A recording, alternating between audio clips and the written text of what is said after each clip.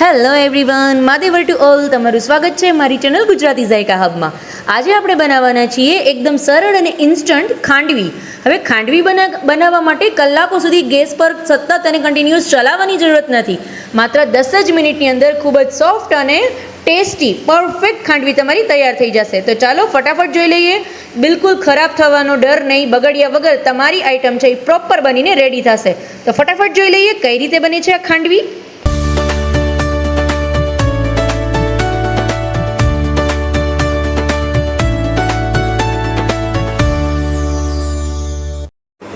એકદમ ફટાફટ ને ઇન્સ્ટન્ટ ખાંડવી બનાવી છે. તો એના માટે અત્યારે હું એક મિક્સર જારની અંદર 1 વાટકો જેટલો ચણાનો લોટ લઉં છું. તમે બેસણનો પણ યુઝ કરી શકો છો, પણ હું જે રેગ્યુલર આપણે ઘરે ચણાની દાળ દળી અને જે લોટ બનાવીએ છીએ એનો યુઝ કરું છું.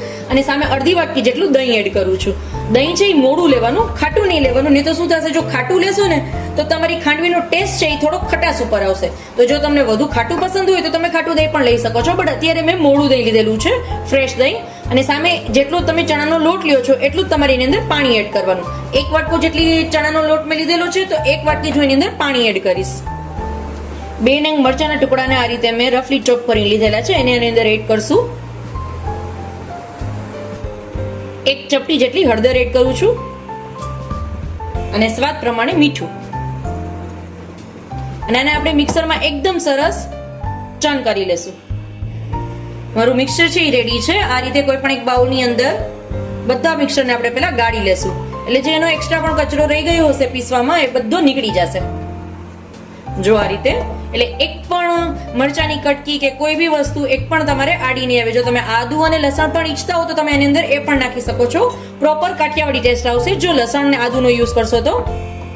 મેં અત્યારે આની અંદર ખાલી એક લીલું મરચું જ નાખેલું છે, એટલે જે લોકો જૈન છે એ પણ ઇઝીલી ખાઈ શકે.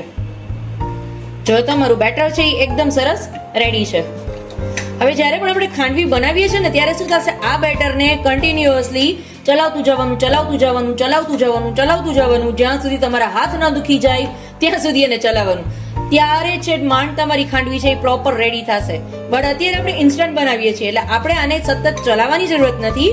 આપણે આજે જે રીતે ઢોકળા સ્ટીમ કરીએ છીએ ને એ રીતે આપણે આને આજે સ્ટીમ કરશું. એટલે એના માટે મેં ઓલરેડી ઢોકળિયું ગરમ કરવા માટે મૂકી દીધું છે, જેમાં પાણી છે એ ઓલરેડી બોઇલ થાય છે. અને આ રીતે એક ઢોકળાની પ્લેટ લેવાની અને એને એકદમ સરસ ફરતી આ રીતે ઓઇલથી ગ્રીસ કરી લેવાની. આખી પ્લેટને એકદમ સરસ ઓઇલથી ગ્રીસ કરી લેવાની, જેનાથી તમારા જ્યારે તમે ખાંડવી તમારી સ્ટીમ થઈ જાય પછી તમે એને રોલ કરો ત્યારે ઇઝીલી છે એ ડીમોલ્ડ થઈ શકે. એટલા માટે એકદમ સરસ ઓઇલથી પહેલા આખી ટ્રેને હું આ રીતે ગ્રીસ કરી લઈશ. હવે મારી ગ્રીસ કરેલી ટ્રેમાં આ રીતે હું બેટર પોર કરીશ.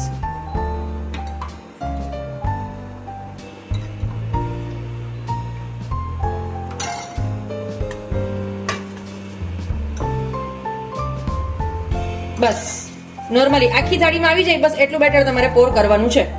મારું બેટર છે એ પોર કરીને મેં રેડી રાખેલું છે. હવે એને આપણે સ્ટીમ કરશું. 10 થી 12 મિનિટ માટે એનું સ્ટીમ કરી લઈશ.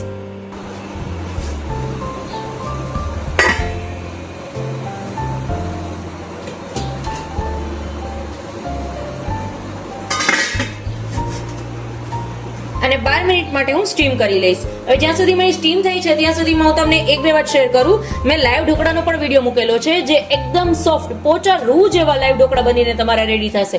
જેવા માર્કેટમાં મળે છે ને સેમ ટુ સેમ એવા જ પોચા રૂ જેવા. હવે એ ઢોકળા છે એ આથો આવે ત્યારે પ્રોપર બને, પણ આથા વગરના ઇન્સ્ટન્ટ લાઈવ ઢોકળા તમારે બનાવે છે, આથો નથી લઈ આવ્યો તો પણ એકદમ પોચા રૂ જેવા કઈ રીતે બને છે, જો એ તમારે જાણવું હોય તો મને વિડીયોની નીચે જરૂરથી કમેન્ટ કરો. હું તમને એ પણ સિક્રેટલી બતાવીશ કે કઈ રીતે આથા વગર પણ પોચા રૂ જેવા ઢોકળા બની શકે છે. પરફેક્ટ લાઈવ ઢોકળા જેવા જ, એકદમ આછા છતાં પણ એકદમ પોચા. તમે જેટલું બેટર આછું રાખશો ને એટલી ઝડપથી કૂક થઈ જશે. હવે તમે મેં અત્યારે 10 થી 12 મિનિટ તમને કીધું છે, પણ તમે જો એનાથી પણ આછું બેટર ફીલ કર્યું હોય, પોર કર્યું હોય તમારી પ્લેટની અંદર, તો તમારી ખાંડવી છે 5 થી 7 મિનિટમાં પણ રેડી થઈ શકે છે. એટલે તમારે એક વખત આ રીતે ચેક કરી લેવાનું કે તમારી જે ખાંડવી છે એ પ્રોપર કૂક થઈ ગઈ છે કે નહીં. હજી જો હજી થોડી કમતી વાર છે, એટલે આને હજી હું ખાલી 2 થી 3 મિનિટ માટે રાખીશ. અત્યારે ખાલી આમાં 5 મિનિટ થઈ છે, એટલે 3 મિનિટ રાખીશ. એટલે ટોટલ હું 7 થી 8 મિનિટ માટે રાખીશ ને તો પણ મારી ખાંડવી પ્રોપર થઈ જશે. બીકોઝ એકદમ આછી થાય, એકદમ આછું એનું પોર થાય, એના માટે મેં સાવ પાતળું લેયર એમાં રાખેલું છે. એટલે તમે જે રીતે લેયર આપો છો એના પર ડિપેન્ડ છે કે તેને કૂક થતા કેટલી વાર લાગશે. મારી ખાંડવી છે એ એકદમ સરસ કૂક થઈ ગઈ છે. જો તમે એકદમ સરસ છે, પ્રોપર કૂક થઈ ગઈ છે. હવે આને આપણે બહાર કાઢી અને સાવ રૂમ ટેમ્પરેચર પર આવવા દેશું. એકદમ ઠંડી થઈ જાય ત્યાં સુધી આપણે એને ટચ નથી કરવાની. એકદમ ઠંડી થઈ જાય પછી આપણે એને રોલ આઉટ કરશું. ત્યાં સુધી આને એકદમ સરસ ઠંડી થવા દેશું. જો તમે હવે તમને એનું હું રોલ આઉટ કરીને પણ બતાવી દઉં. આ રીતે પીસ કરી લેશું આપણે પહેલા એના.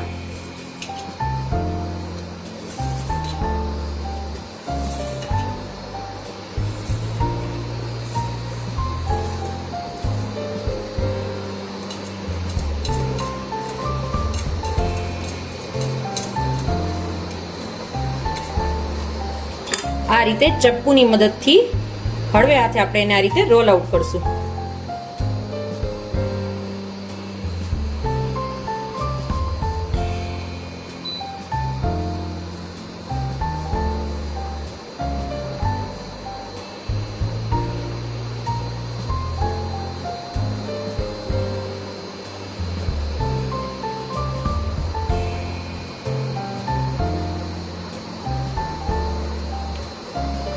જો તમે એકદમ સરસ પાતળી ને એકદમ ડિલિશિયસ એવી ખાંડવી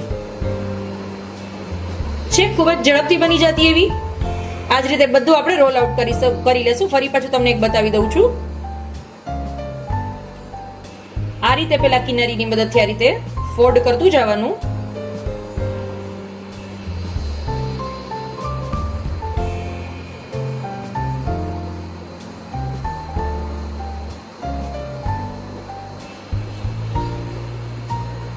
એકદમ સરસ. જુઓ તમે છે એકદમ સરસ પાતળી ને મારી ખાંડવી. આને ખાલી નોર્મલી આ રીતે મારે રોલ આઉટ કરવાનું છે. હવે જ્યારે કોઈ પણ ફંક્શન છે ઘરમાં તો તમારે ફરસાણ તરીકે બનાવવું છે તો ખાંડવી છે એ બહુ ડિફિકલ્ટ પડતી બનાવી. તો હવે આજે એ ડિફિકલ્ટીને દૂર કરવા માટે આ વિડીયો છે કે ખાંડવી બનાવી છે એ સૌથી ઈઝી રહેશે. ફટાફટ તમે ખાલી તમારે બેટરને મિક્સરમાં ચન કરવાનું, એને એકદમ સરસ ગાળી અને પછી સાવ પાતળું લેયર છે એ તમારે આ રીતે સ્ટીમ કરી લેવાનું. એટલે તમારે ખાલી પછી એને રોલ જ કરવાનો રહેશે. એટલે તમારી ખાંડવી છે એ પ્રોપર બનીને રેડી છે ને એકદમ ઈઝી.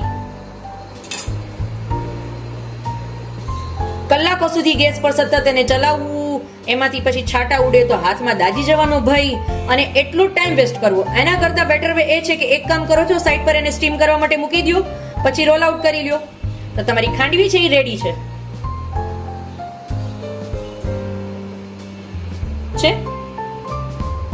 બધી ખાંડવી આ રીતે હું બનાવીને રેડી કરી લઈશ.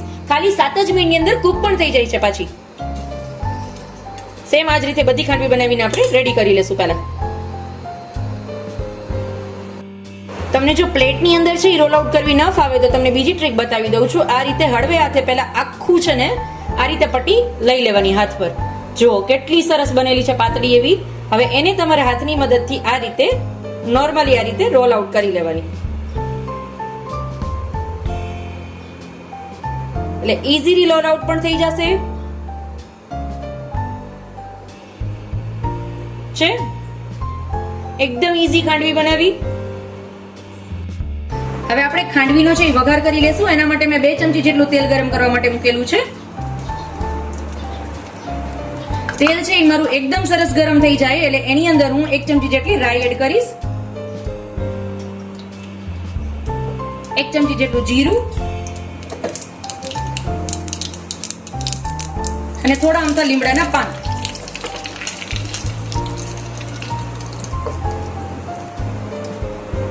સાવ નખ જેટલી હિંગ એડ કરશું અને એકદમ સરસ આપણા વઘારને વઘાર છે એ ફૂલ ન થઈ જાય એનું ખાસ ધ્યાન રાખવાનું. જેવો તમારું રાઈ તતડવા લાગે એટલે ગેસનો ફ્લેમ બંધ કરી દેવાનો અને પછી એની અંદર તમારા લીમડાના પાન અને જીરું એડ કરવાનું. મારો વઘાર છે એ રેડી છે. હવે આપણે એને ખાંડવીની ઉપર રેડી દઈએ. બધી ખાંડવીને મેં આ રીતે એકદમ સરસ રોલ વાળીને લીધેલી છે. જો તમે મારી બધી ખાંડવી છે એ એકદમ સરસ રેડી છે. હવે એની ઉપર આપણે આપણો વઘાર છે એ રેડી લેશું.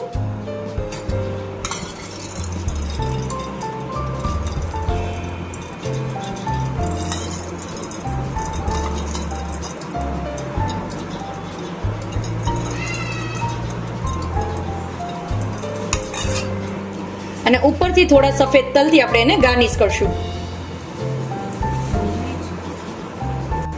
અને થોડું અમથું એવું નાળિયેરનું ખમણ. જે નાળિયેરનું એકદમ બારીક જે ભૂકો આવે છે, ખમણ આવે છે, એ ઝીણું ખમણ મેં લીધેલું છે અને એનાથી એને હું ડેકોરેશન કરું છું. તમે જો નાળિયેરનું ખમણ પસંદ ના હોય તો સ્કીપ પણ કરી શકો છો. અને થોડી આપણે ધાણા ભાજીથી એને ગાર્નિશ કરશું. તો રેડી છે મારી ઇન્સ્ટન્ટ બની જતી એવી ખાંડવી. જો તમે કેટલી સરસ બનેલી છે મારી આ ખાંડવી છે, એકદમ સરસ, એકદમ સરસ ઇન્સ્ટન્ટ બનેલી મારી ખાંડવી. ફરી મળીશું આવી જ રીતે એક અવનવી રેસીપી સાથે. ત્યાં સુધી આવજો ફ્રેન્ડ્સ. માદેવર to all.